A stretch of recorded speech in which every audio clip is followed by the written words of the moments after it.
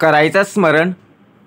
गुरुर्ब्रह्मा गुरुर्विष्णू गुरुर्देहो महेश्वरः. श्री सद्गुरु साक्षात परब्रह्म तस्मै श्री सद्गुरुवे नमः.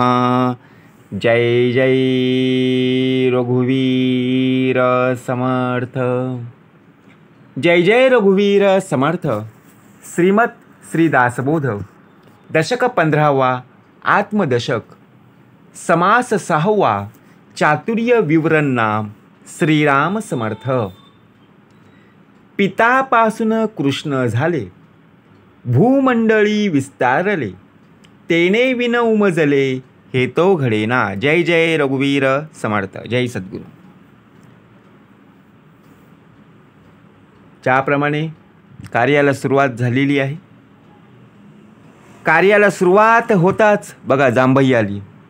आली की नाही? झोप आली, डोळे आपोआप मिटले. कारण का? आले ना विषय वासना. ते कधी आपल्याला सोडत नाही हो. आता आपल्याला त्यांच्यापासून दूर व्हायचं. म्हणजेच का भाग द्यावा लागला? आळसपणा. परंतु ज्याप्रमाणे कार्याला सुरुवात झाली, जय जय रघुवीर समर्थ, जय घोषणा झाली. जय घोषणा होताच प्रत्यक्षात 2 वेळा जय वापरला. एक म्हणजे देहाचा आणि दुसरा म्हणजे अंतरीचा, अंतरात्मा. आपण कुठल्याही घोषणा देत असताना जय हा मागे असायचा. परंतु ज्यावेळी भगवंताचा बघा, ज्यावेळी आपण उच्चार करत असतो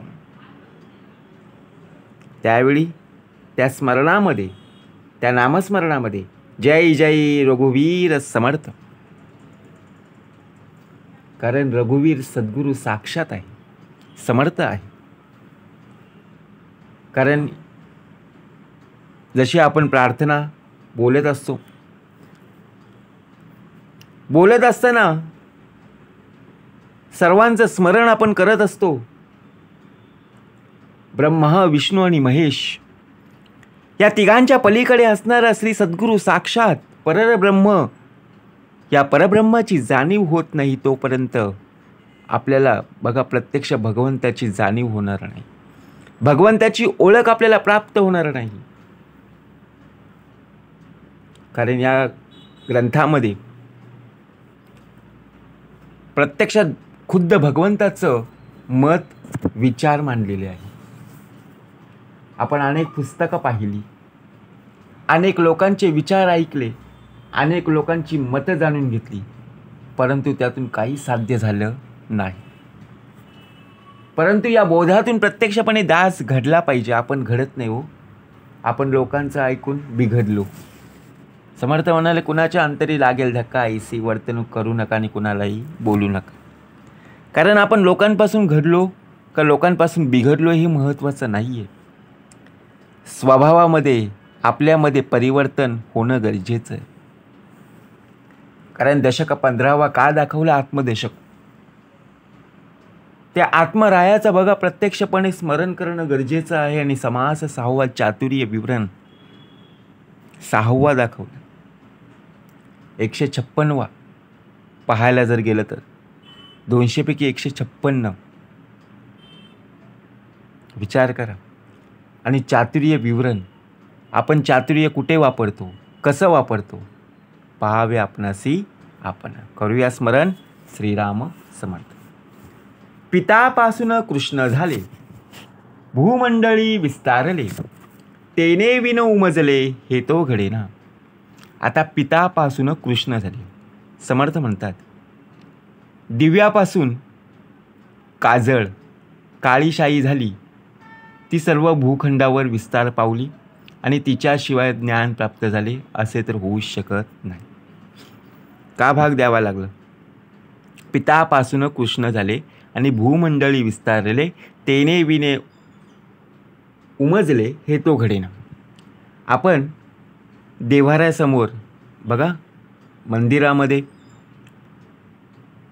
निरंजन लावतो की नाही, दिवा लावतो ना, दिवा जळो देवापाशी, उजेड पडो सर्वांपाशी.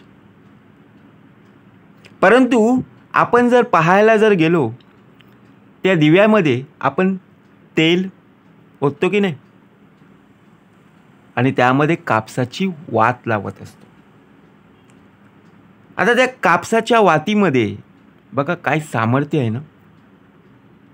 ते तेल बघा पूर्णपणे काय करत असतं, हळूहळू कमी होत जातं आणि संपल्यानंतर ते आपोआप विझलं जातं. आणि त्यामध्ये जर बघा प्रत्यक्षात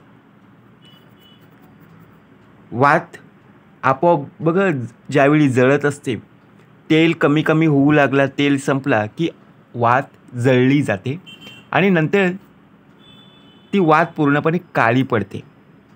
त्या वातीला हात लावलं की बघा आपला हातसुद्धा काळा होतो, म्हणजे काळी शाई. पितापासून कृष्ण झाले आणि भूमंडळी विस्तारेल. का भाग द्यावा लागला? त्याच्याशिवाय आपल्याला ज्ञान प्राप्त होऊच शकत नाही. आपण दिवा लावला की बघा प्रत्यक्षपणे सर्वकडं उजेड आपल्याला प्राप्त होतो. परंतु तो निरंजन असेल किंवा दिवा असेल, त्या दिव्याखाली बघा प्रत्यक्ष अंधार आहे. तो सर्वांना उजेड देण्याचं कार्य करत आहे. परंतु स्वतःच्या इथे बघा आपण काय करत असतो, आपण जर आपल्या पद्धतीने विचार जर केला, आपल्या घरामध्ये लाईट गेली तर बल्ब कुठे लावणार? बघा आपल्या घरामध्ये इन्व्हर्टर आहे, आपल्या शेजारीसुद्धा लोक आहेत, तर आपण बाहेर लावू का हो? विचार करा. उलट बाहेरचा बटन बंद करू आणि आपण आतमध्ये घरात बसू. परंतु आपल्यामध्ये परिवर्तन, आपल्यामध्ये बदल होणं गरजेचं आहे. आहे तरी स्वल्प लक्षण, सर्वत्रांची साठवण, अधम आणि उत्तम गुण तेथेची असती. काजळ किंवा शाई तसं पाहिलं तर अगदी क्षुल्लक वस्तू, पण तिच्यामुळे सर्वत्र सर्व प्रकारचं ज्ञान साठवलं जातं. अधम गुण आणि उत्तम गुण दोन्ही गुण तिच्यात सामावलेले असतात. आता आपण डोळ्यांना काजळ लावतो बघा. आता त्या काजळची किंमत किती आहे? 10 रुपयाच्या आतच मिळतं ना, बरोबर की नाही? प्रत्यक्षात जर पाहायला गेलं ना, सर्व प्रकारचं ज्ञान त्यामध्ये साठवले गेलेलं आहे. त्यामध्ये अधम गुण आणि उत्तम गुण दोन्ही तिच्यात सामावलेले असतात. आपण एखाद्या वस्तूची किंमत करत असतो, ती वस्तू लहान असते परंतु तिची किंमत सुद्धा कमी असते. परंतु त्या वस्तूमध्ये इतकं भलं मोठं सामर्थ्य असतं, ती वस्तू इतकी महत्त्वाची असते ना, की बघा सर्वत्रांची साठवण, अधम आणि उत्तम गुण तेथेची असते. दोन्ही गुण त्यामध्ये आहेत. विचार जर केला बघा, आपण भाग पाहत असताना, बोध ऐकत असताना समर्थाने अजून एक बोध आपल्याला प्राप्त करून दिलेला आहे. आपण सर्व गोष्टी विकत आणतो. तसंच माचीस असते बघा, का भाग द्यावा लागला? माचीसची किंमत किती रुपये हो? 1 किंवा 2 रुपये, बरोबर. पहिली 50 पैसे 1 रुपयाला मिळायची, आता त्याची किंमत 2 रुपये झाली. आता ती लहान वस्तू आहे समर्थ म्हणाले, आणि ती उपयोगी सुद्धा हो.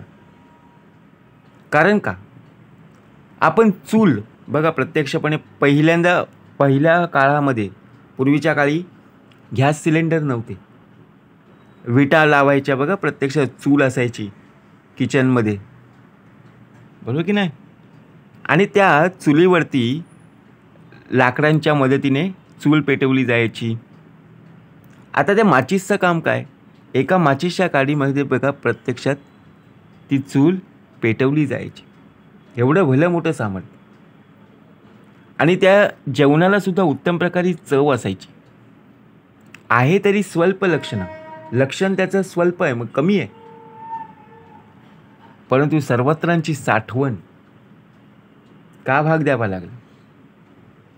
त्यामुळे सर्व प्रकारचे ज्ञान त्यामध्ये साठवलं गेलेलं आहे. भाग तसा जर पाहायला गेलं ना, पूर्वीच्या काळी बघा,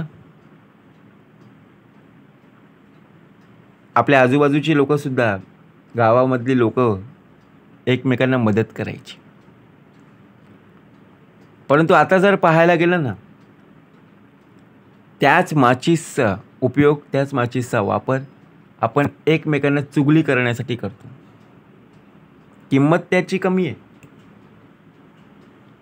परंतु काय आपण बोलतो की नाही, अरे याने काय केलं, या दोघांमध्ये आग लावली, आपण बोलतो की नाही. म्हणजे काय केली, भांडणं लावली. आता त्या माचीसचा गुन्हा आहे का? काहीच नाही. बोध हा आपल्यासाठी प्राप्त करून दिलेला आहे. परंतु आपण ऐकत असताना आपण प्रत्यक्षात अधम आणि उत्तम गुण, चांगले गुण आपल्यामध्ये कसे पेरता येईल हे पाहणं गरजेचं.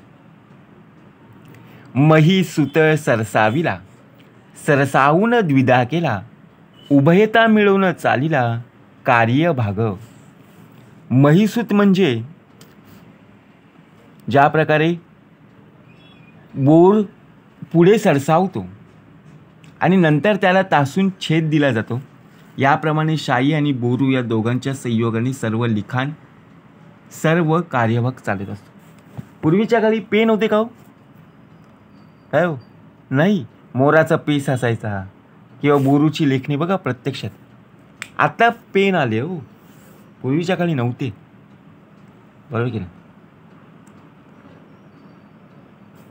पूर्वीच्या काळी आपल्या हातात ज्यावेळी आपण शाळेत असायचो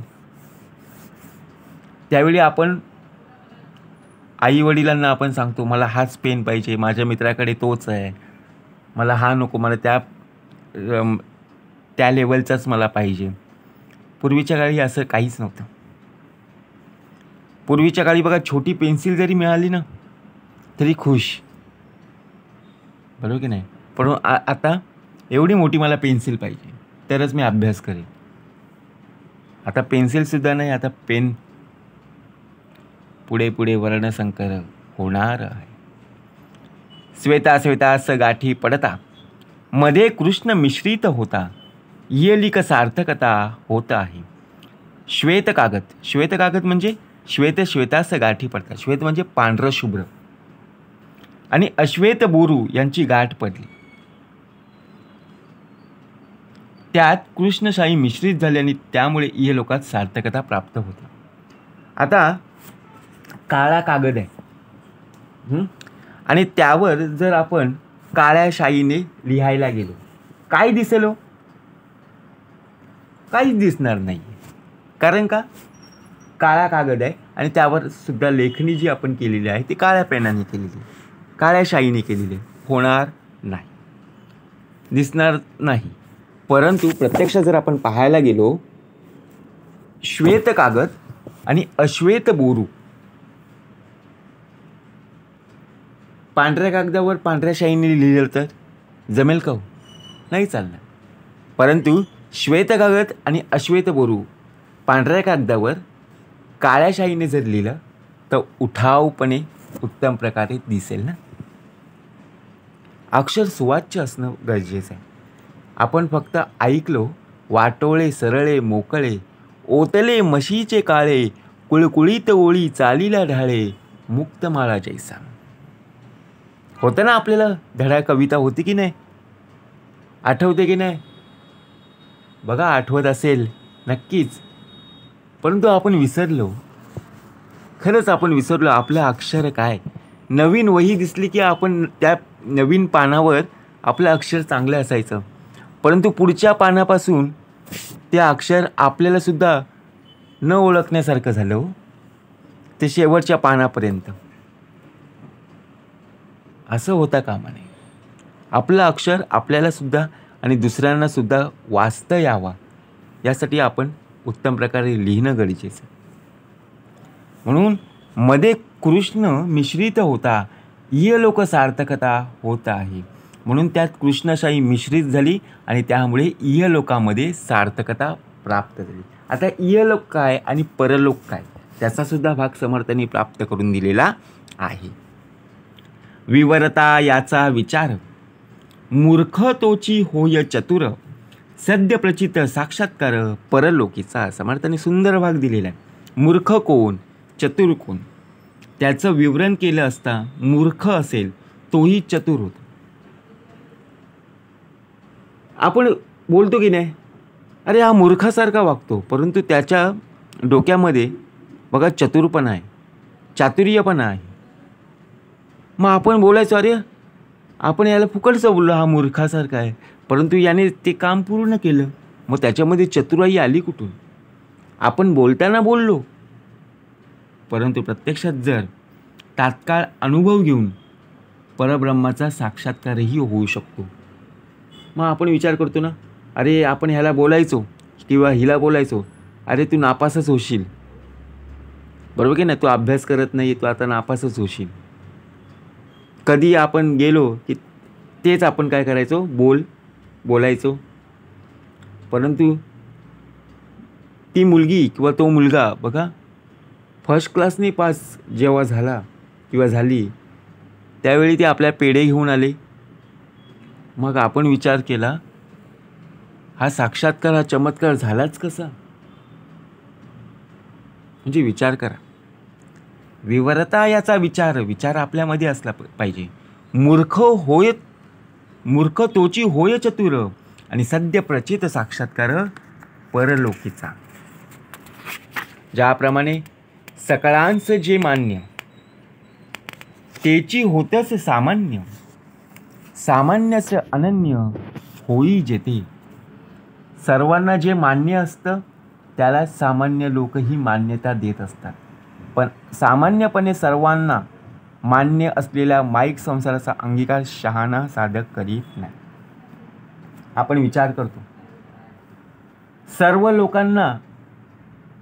सर्वांना मान्य असेल तरच आपण एखादं कार्य करणं गरजेचं.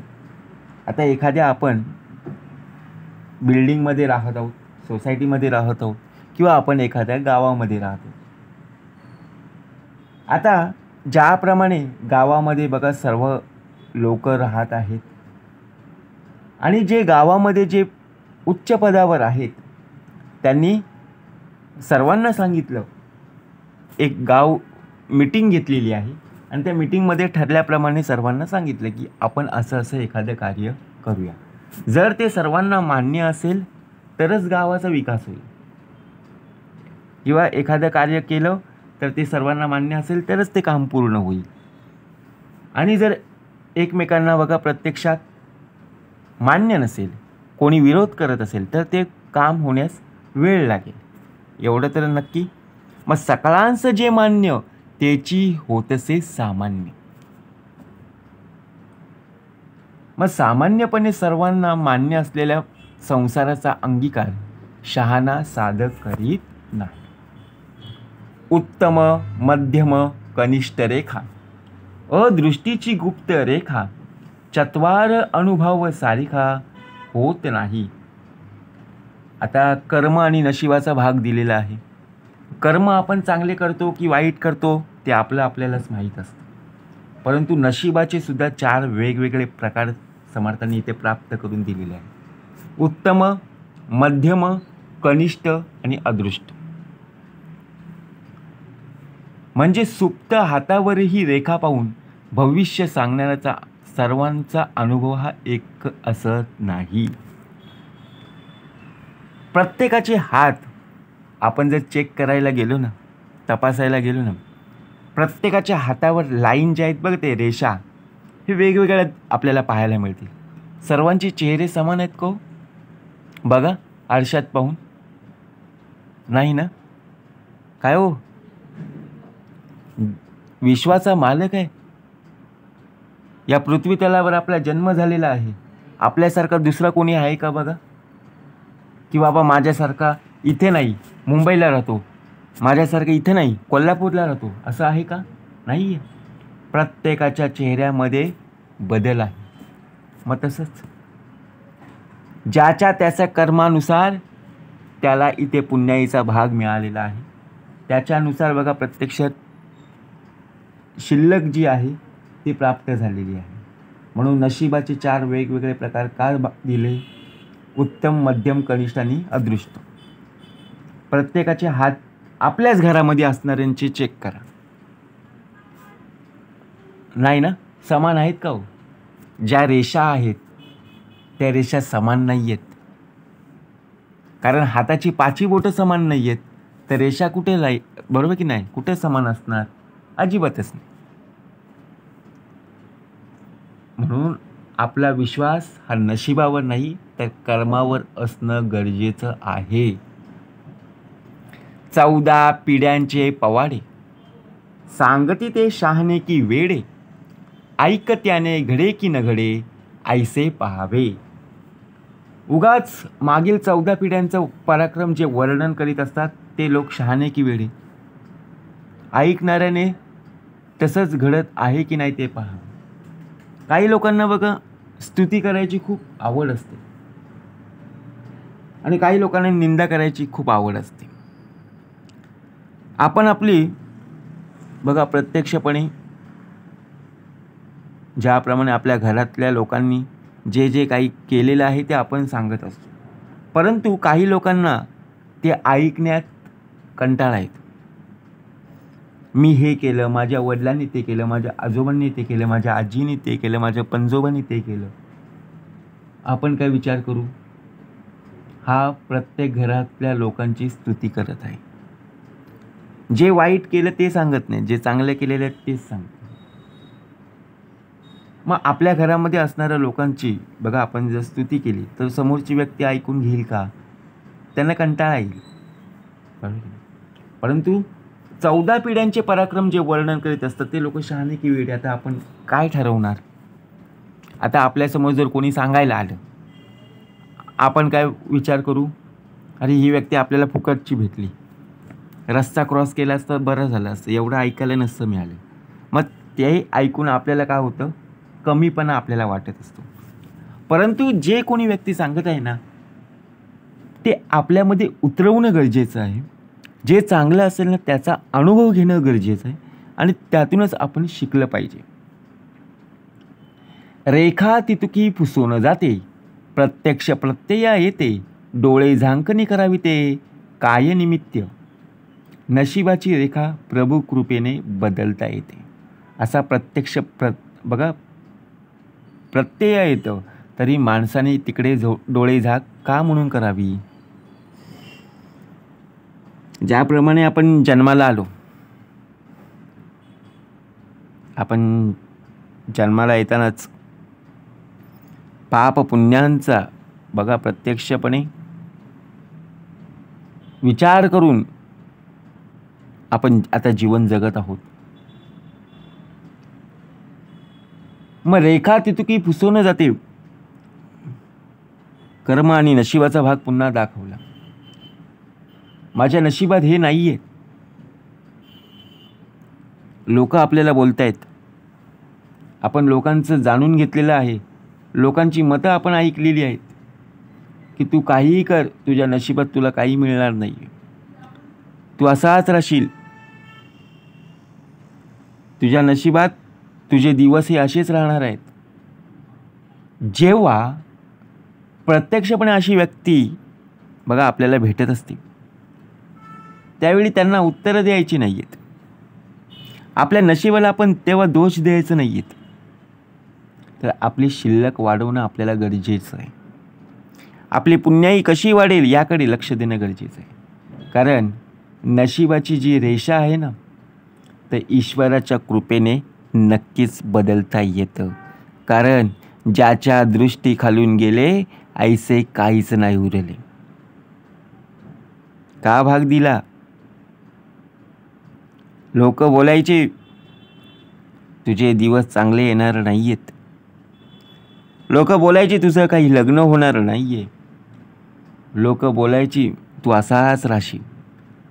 परंतु ईश्वराच्या कृपेने परमेश्वराच्या स्मरणाने आपल्याला जो भक्ती मार्ग मिळालेला आहे, आपण ज्या उत्तम प्रकारे मार्गावर बघा आता जो आहोत ना, त्या ईश्वरी कृपेने सर्व काही आपल्याला प्राप्त झालेलं आहे.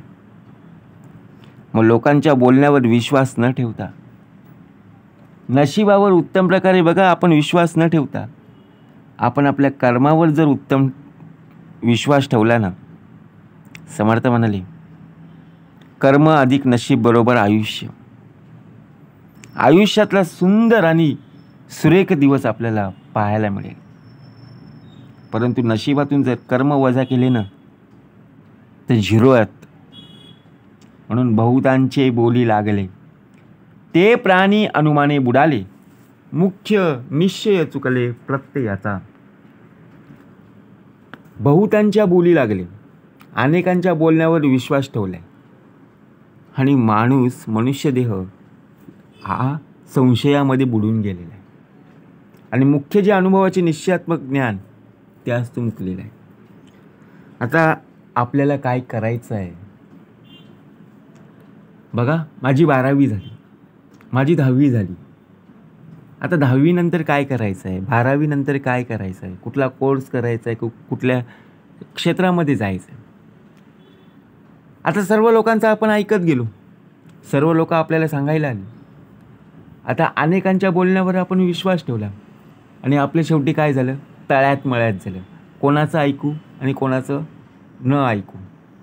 परंतु जे मुख्य आहेत त्यांचं आपण अजूनपर्यंत ऐकलेच नाही. गुरु पाहता पाहता लक्ष कोटी आणि बहुसाळ मंत्रावळी शक्ती मोठी.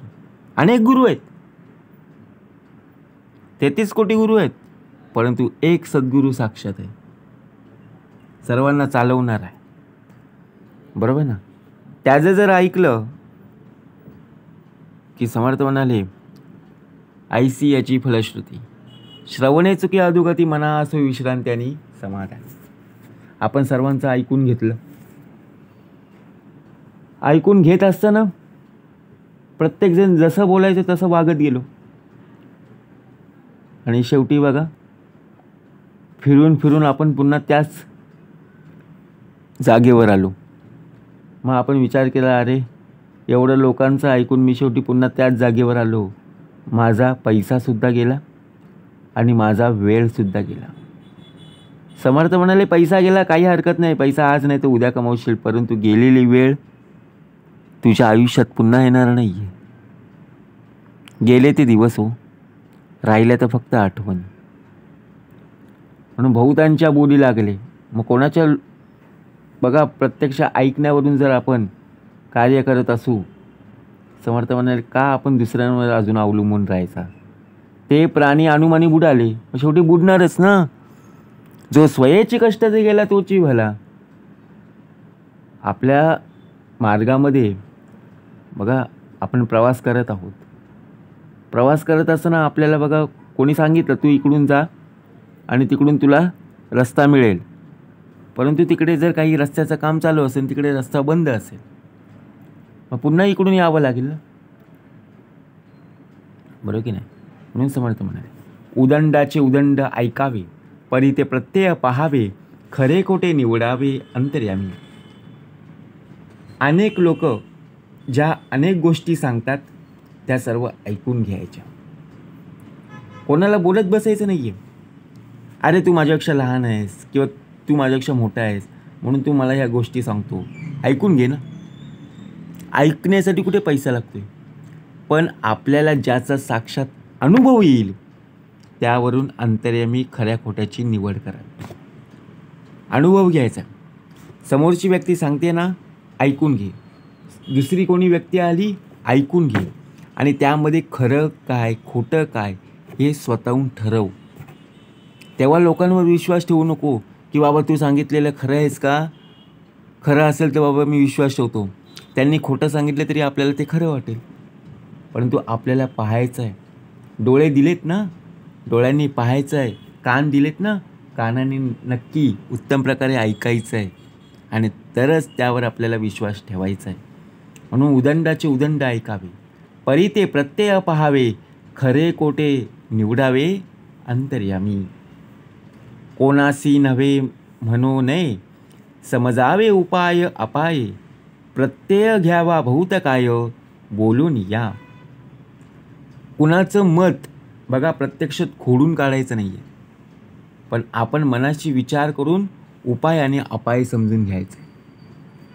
आता प्रत्यक्षात आपण जर पाहायला गेलं, लोकांना बोलायला जायचं नाही आहे.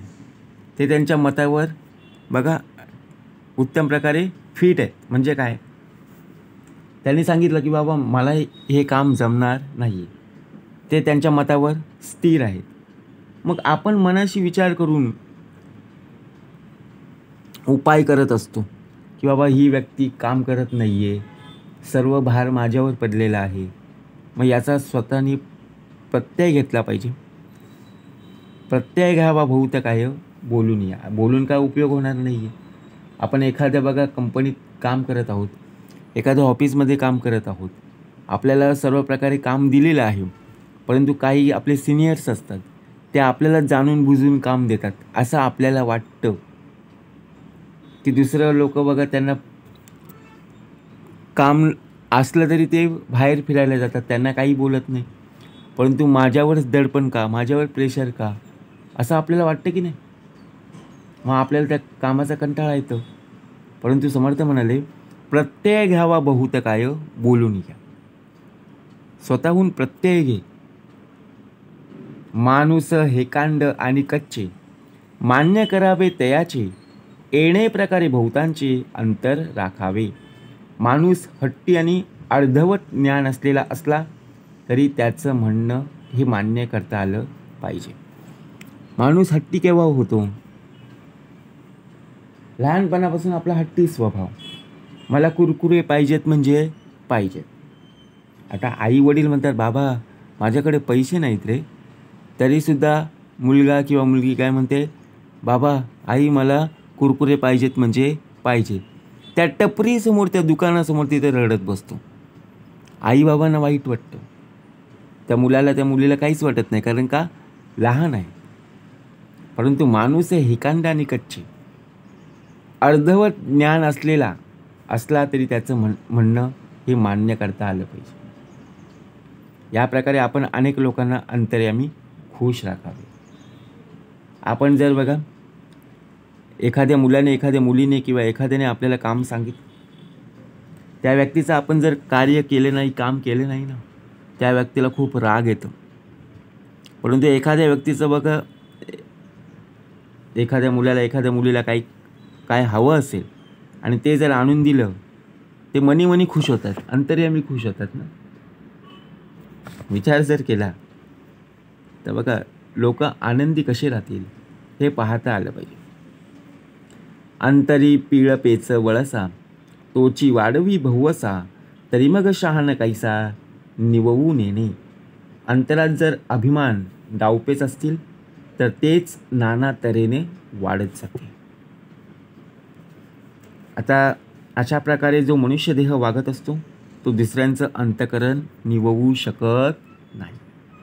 दुसऱ्यांचं अंतकरण आणि आपलं अंतकरण यामध्ये खूप फरक आहे. समजलं ना. वेडे करावे शहाणे, तरीच जिने श्लाघ्यवाने, उगेच वादांग वाढविणे हे मूर्खपण. जे वेडे असतील त्यांना शिकून शहाणं करावं. असं केल्याने जीवनाचं सार्थक होतं. उगीच वादंग वाढवणे हा मूर्खपणा होय. आपण जर विचार केला, जे लोक बघा वेडे आहेत, आता वेडे काही सर्वच जण वेडे नाही आहेत. समर्थ म्हणाले कुणाच्या अंतरी लागेल धक्का, आईची वर्तणूक करू नका आणि कुणालाही बोलू नका. परंतु बघा आपल्या आजूबाजूला आपले नातेवाईक असतात, ते जर वेड्यासारखे वागत असतील तर त्यांना आपण समजावून सांगितलं पाहिजे. ते वेडे नाही आहेत, परंतु ते एखाद्या गोष्टीसाठी वेडे होतात. बरोबर की नाही. मग त्यांना समजावून सांगितलं पाहिजे, बाबा तुला आता नाही पण तुला पुढच्या वेळी नक्कीच आणून देईल. आता आपला मुलगा किंवा आपली मुलगी हट्ट करत असते, मग ते वेडे होतात की बाबा मला मोबाईल पाहिजे म्हणजे पाहिजे. मग आपण काय बोलतो, तू 10वी पास हो किंवा 12वी पास हो, तुला मी नक्की आणून देईल. मग त्यांना शिकवणं खूप गरजेचं आहे. मग असं केल्यानं बघा ते सुद्धा शांत होतील आणि त्यांच्या जीवनाचं सुद्धा सार्थक होईल. मिळवून जाऊन मिळवावे, पडी घेऊन उलथावे, काहीच कळून द्यावे विवेक बळे. लोकांशी मिळतं घेऊन लोकसंग्रह घेता आला पाहिजे. वेळ प्रसंगी पड खाऊन दुसऱ्यांचा डाव त्याच्यावरच उलटवावा, पण विवेकाच्या जोरावर आपल्या अंतरंगाचा पत्ता दुसऱ्यास लागू देऊ नये. लोकांशी मिळते जुळते राहायचं, बरोबर की नाही. दुसऱ्याचा डाव त्याच्यावरच का उलटतो. पडी घेऊन उलथावे, काहीच कळून नेदावे विवेकवळे. आता आपण विचार जर केला, वेळ प्रसंगी आपण एकमेकांशी मिळून मिसळून राहतो का, विचार करा. पण विवेकाच्या जोरावर प्रत्यक्षात आपल्याला एकमेकांशी साथ सोबतीने राहणं गरजेचं आहे.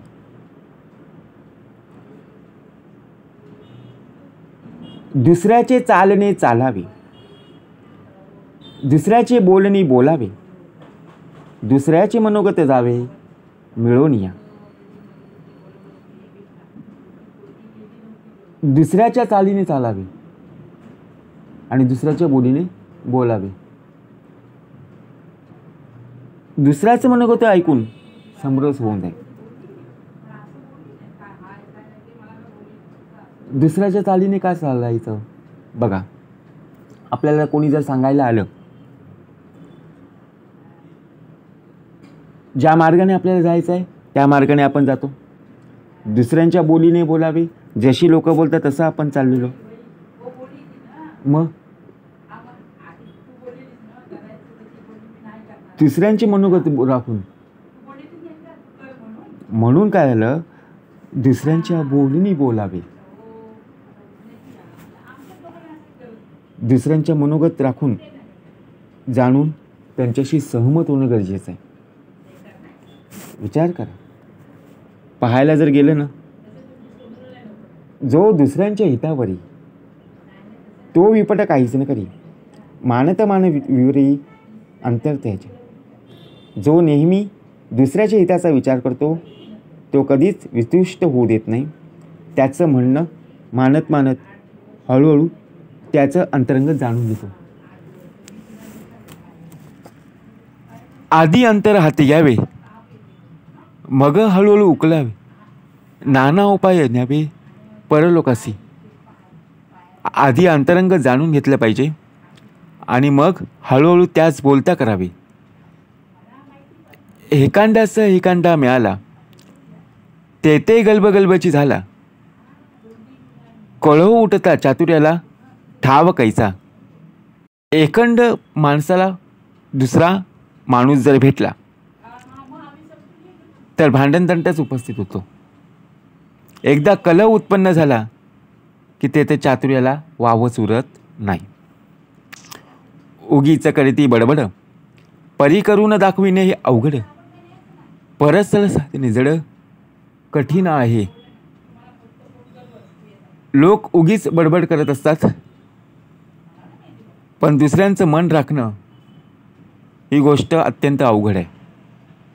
बोलायला सोपी पण करायला खूप कठीण आहे.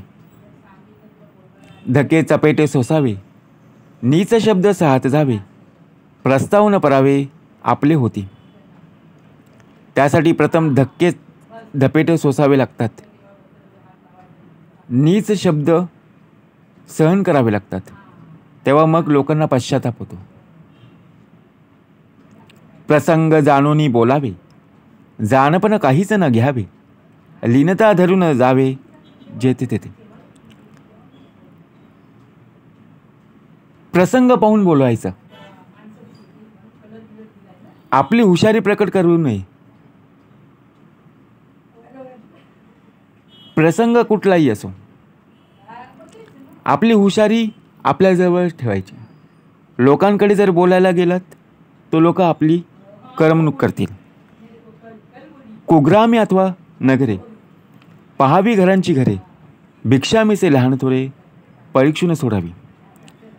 कुग्रामात आणि नगरात बघा, प्रत्यक्षात घरोघरी हिंडावी. भिक्षेच्या निमित्ताने लहान थोर सर्व माणसाची नीट पारख केली पाहिजे. बहुती काहीतरी सापडे, विचक्षण लोकी मित्री घडे, उगेच बैसता काहीच न घडे, फिरणे वरणे. पुष्कळांच्या ठिकाणी काही ना काही घेण्यासारखा गुण आढळत असतो. काही लोक असतात त्यांच्याकडून आपण शिकणं खूप गरजेचं आहे. उगीच हात जोडून जर आपण स्वस्थ बसलो तर काहीच उपयोग नाही आहे. लोकांना दाखवण्यासाठी आपण स्वस्थ बसून उपयोगाचं नाही आहे. सावधपणे सर्व जाणावे, वर्तमान आधीच घ्यावे, जाऊया तिकडे जावे विवेकसहित. जिथे तुम्हाला जायचं तिथे जा, परंतु विवेकसहित जाणं आणि सावधपणे जाणं खूप गरजेचं आहे. नाना जिनस पाठांतरे, निवती सकाळांची अंतरे, लिहून देता परोपकारे सीमा सांडावी. आता नाना प्रकारे उत्तम पाठांतराने लोकांची अंतकरण निववावीत. म्हणजे काय? परोपकाराने लोकांना ग्रंथ आदी लिहून त्यांच्यावर बघा अमर्याद उपकार करावेत. जैसे जयास पाहिजे तैसे तयास दिजे, तरी मग श्रेष्ठचे होईजे सकळांस मान्य. ज्याला जे पाहिजे असेल ते त्याप्रमाणेच मिळतं ना, बरोबर ना. भूमंडळी सकळांस मान्य, तो म्हणून सामान्य, कित्येक लोक अनन्य तया पुरुषासी. जो या जगात प्रत्यक्षपणे सर्वांना समजून घेतो त्या पुरुषाशी, त्या देहाशी सर्वजण एकनिष्ठ होत असतात. ऐसी चातुर्याची लक्षणे, चातुर्य दिग्विजय करणे, मग त्याचं काय होणे जेथे तेथे. चातुर्याची लक्षणे जी आहेत समर्थाने उत्तमाची प्राप्त करून दिलेली, ती चातुर्याची लक्षणे. चातुर्याने जो लोकांची मनं जिंकतो त्याला मग तो कुठेही गेला तरी काही कमी पडत नाही. ऐसी चातुर्याची लक्षणे, चातुर्य दिग्विजय करणे, मग त्याचं काय होणे जेथे तेथे. इति श्रीदासबोधे गुरुशिष्य संवादे चातुर्य विवरण नाम समास 6वा. जय जय रघुवीर समर्थ.